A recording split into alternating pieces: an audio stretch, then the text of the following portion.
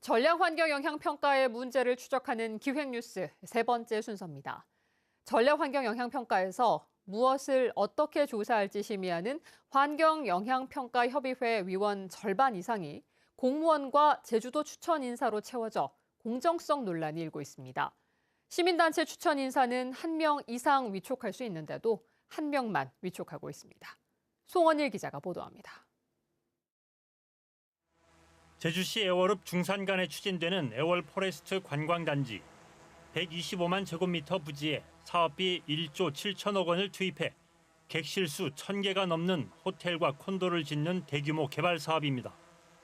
중산간 훼손과 특혜 논란이 커지는 가운데 전략 환경영향평가 항목과 범위를 정하기 위해 지난해 6월 환경영향평가협의회가 구성됐습니다.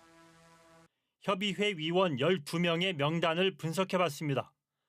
위원장을 맡은 제주도 관광산업과장을 포함해 제주도청 공무원 5명이 위촉됐습니다. 제주도가 추천한 민간 전문가 2명을 포함하면 모두 7명으로 전체 위원 12명의 절반을 넘고 시민단체 추천은 1명뿐입니다. 콘도 189개 객실을 짓는 서귀포시 성산읍 신천목장 휴양리조트 개발 사업 전략 환경영향평가도 사정은 마찬가지입니다. 환경영향평가협의회 위원은 모두 11명. 이 가운데 제주도 공무원이 4명이고 제주도가 추천한 민간 전문가가 2명으로 과반수를 차지하도록 구성됐습니다. 시민단체 추천은 1명뿐입니다. 시민단체 추천 전문가를 1명 이상 위촉할 수 있다는 규정이 있는데도 적용하지 않고 있습니다.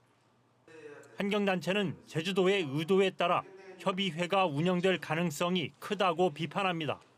개발 계획들은 어느 정도 도의 정책 의지가 반영되어 있게 되거든요. 타당성이 없거나 아니면 또 다른 대안이 있어도 도에서 이제 추진하는 쪽으로만 갈 수밖에 없는 결과가 계속 같은 결과가 나올 수밖에 없는 게 문제입니다. 제주도 추천 인사와 공무원들이 심의 과정에서 어떤 의견을 내는지 분석해봤습니다. 제주도 추천 민간 전문가가 제출한 검토 의견서입니다. 환경 보전 목표와 대상 지역 설정, 토지 이용 구상 등 7가지 항목 모두 적정하다거나 의견이 없다고 써냈습니다. 제주도가 추천한 또 다른 민간 전문가도 총괄 의견으로 대체로 적정하다고 쓴 뒤 5가지 항목에 대해 의견이 없다고 밝혔습니다.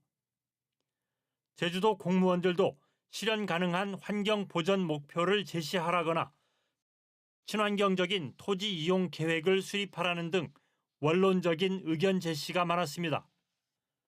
제주도는 환경영향평가법 시행령에 따라 환경영향평가협의회를 구성해 운영하고 있다고 밝혔습니다.